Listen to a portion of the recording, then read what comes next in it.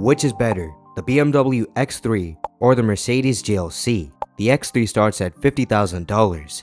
The GLC starts at $47,000. But which car is actually better? Well, in this episode, we are gonna find out. The X3's exterior design is kind of complex. I'm not a big fan of the front. There's too much going on with the bumper, and the headlights look odd. Thankfully, it has the traditional BMW kidney grille. The side doesn't look bad. I like the flush door handles and the door mirrors. I also like the wheels. The xDrive 30 comes with 19-inch wheels as standard.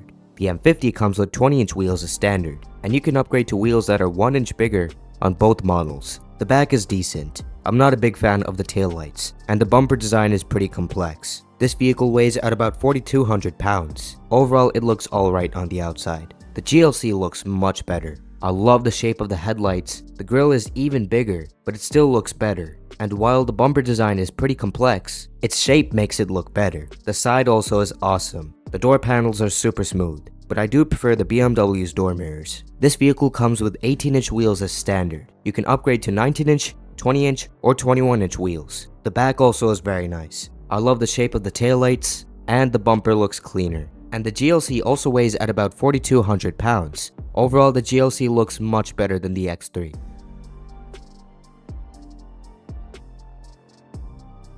The GLC has a very nice interior. The design is super cool. The huge displays on the dashboard give this cabin a high-tech feeling. There's also ambient lighting, and it looks awesome at night. The steering wheel also looks very nice. The interior quality is pretty good, but there are some cheap feeling materials. Now you can pay extra for the panorama roof, which lets loads of light into the cabin, making it feel more spacious inside. And for the comfort features, it has heated seats, a heated steering wheel, and front ventilated seats. However, you have to pay extra for them. The X3's interior design is pretty complex. It is nice, but I'm not a big fan of how everything is laid out. I do love the ambient lighting. It looks so cool, even in the daytime. I love the curved widescreen display on the dashboard, giving this cabin a high-tech feeling. And I love the steering wheel. You can also never go wrong with BMW's interior quality. Their interiors always have super expensive feeling materials, and all of the pieces and trims feel solid. Now you can pay extra for the panoramic roof with this vehicle as well, just like with the Mercedes, and it's worth it. It will bring lots of light into the cabin.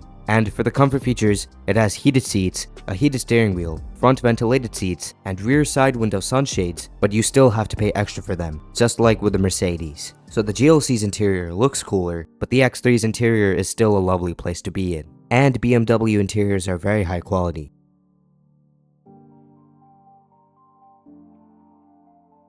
The Mercedes comes with 2 displays as standard. One is your driver's display, and the central touchscreen, which provides most of the vehicle's controls. You can also control this touchscreen via the touch control buttons on the steering wheel and by voice commands. You can secure different driver profiles through various ways, including Touch ID. This car has over-the-air updates, so as you own your Mercedes GLC, it gets better over time. The GLC has Apple CarPlay and Android Auto. Both are wireless, and there are a few features you can pay extra for. You can pay extra for the Burmester 3D surround sound system. It's a 710-watt sound system with a total of 15 speakers. There's also the optional surround view, very helpful while parking. And finally, a very cool feature that you can pay extra for is the MBUX augmented video for navigation. So when you enable the navigation, the vehicle will show the front camera on the center display and show different arrows pointing towards the direction you will have to go. That way you never make a wrong turn. Overall, this is a very high-tech vehicle. So is the X3. It also has 2 displays as standard. One is your driver's display and the central touchscreen, which provides most of the vehicle's controls.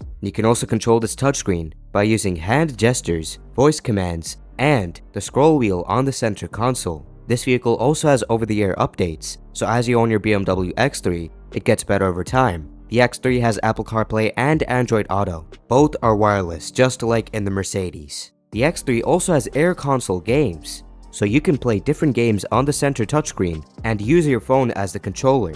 The X3 also has augmented reality for navigation, just like in the Mercedes. Mercedes was first to release this feature, but with the X3, it comes as standard. And then there are some other features you can pay extra for, such as the optional Harman Kardon surround sound system. It's a 600-watt sound system with a total of 16 speakers, and you can pay extra for the 3D surround camera, very useful while parking. Overall, this is also a very high-tech vehicle.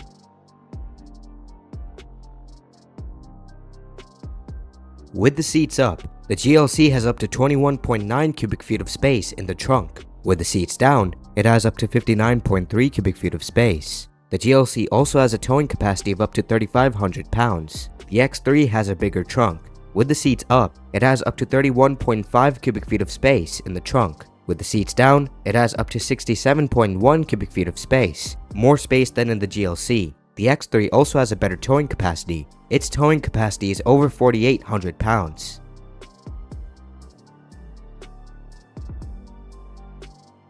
Both vehicles have a 48-volt mild hybrid system, so the standard X3 xDrive 30 has a 2-liter inline-4 turbocharged engine. Combined with the mild hybrid system, the xDrive 30 has 255 horsepower and 295 pound-feet of torque. The M50 has a 3-liter inline-6 turbocharged engine. Combined with the mild hybrid system, the total power output is 393 horsepower and 428 pound-feet of torque. All versions of the X3 are all-wheel drive, and they have an 8-speed automatic transmission. The GLC 300 and the 300 4MATIC have a 2-liter inline-4 turbocharged engine. Combined with the mild hybrid system, they generate 255 horsepower and 295 pound-feet of torque, just like the xDrive 30. The standard GLC 300 is rear-wheel drive. The 300 4MATIC is all-wheel drive. The AMG GLC 43 is also all-wheel drive, and it has a handcrafted 2-liter inline-4 turbocharged engine, which generates more power. So combined with the mild hybrid system, the total power output is 416 horsepower and 369 pound-feet of torque. All versions have a 9-speed automatic transmission. So then, how fast can these vehicles go? The standard GLC 300 and the 300 4MATIC can go from 0 to 60 miles per hour in 6.2 seconds. The AMG GLC 43 can go in 4.7 seconds. Pretty quick, but the X3 is faster. The xDrive 30 can go from 0 to 60 miles per hour in 6 seconds. The M50 can go in 4.4 seconds. Very fast.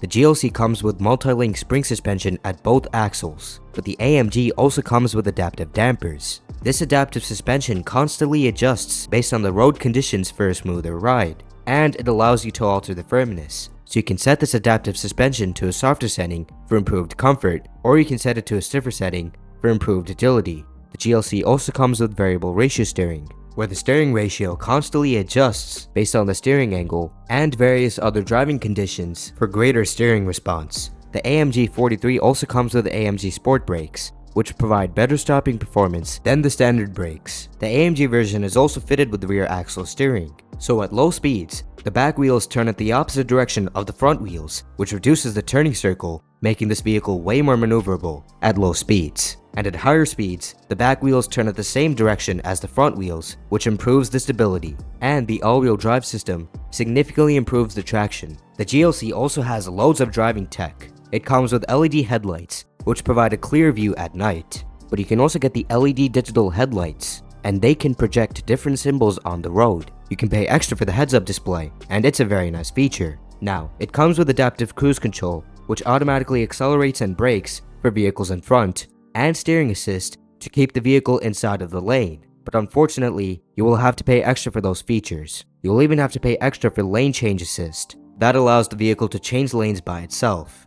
But the GLC comes with active parking assist as standard, which allows the GLC to park by itself. And it comes with a few safety features as standard, such as pre-safe, which tightens the seat belts that are in use, adjusts the front passenger seat, and closes all the windows if an accident is about to occur. That helps to reduce injuries if an accident occurs. It also comes with active brake assist, where the vehicle will automatically apply brakes to prevent a collision, but you'll have to pay extra for features such as cross traffic alert, where the system will warn you for vehicles coming across, evasive steering assist, where the vehicle will automatically steer around objects to prevent a collision, blind spot assist, and active lane keeping assist, which will prevent the car from darting out of its lane. The X3 comes with double joint front axle spring suspension and multi-link rear axle spring suspension. The M50 gets adaptive dampers, but unlike with the Mercedes, you can get the adaptive suspension with the standard X3 as well. And like with the GLC, the adaptive suspension constantly adjusts based on the road conditions for improved comfort,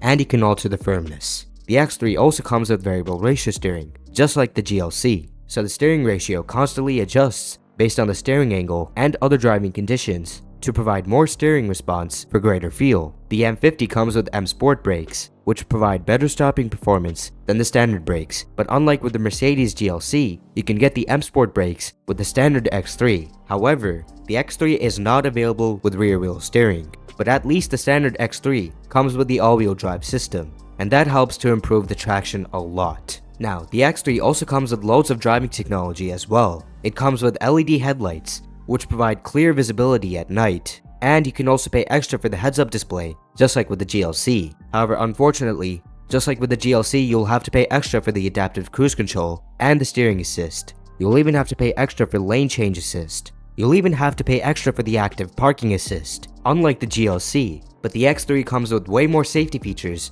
as standard. It comes with frontal collision avoidance, where the vehicle will automatically apply brakes to prevent a frontal collision, cross-traffic alert, where the system will warn you for vehicles coming across, lane keeping assist, which will prevent the car from darting out of its lane, evasion aid assist, where the vehicle automatically steers around objects to prevent a collision, and blind spot assist. Overall, these vehicles are both very advanced, and these advanced features help to provide a better driving experience.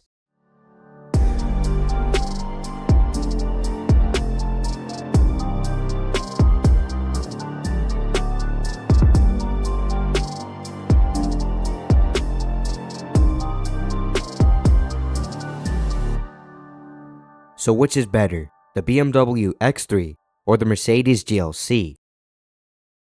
It's very close between these two. These are both fantastic vehicles, but the X3 is the newest and it's an awesome vehicle. It has loads of tech, it's very practical, and BMW's build quality is always fantastic. It's an overall improvement over the previous X3, but it is really close between these two. Which vehicle do you guys prefer? Let me know in the comments down below. But anyways, that's gonna wrap it up for today's episode.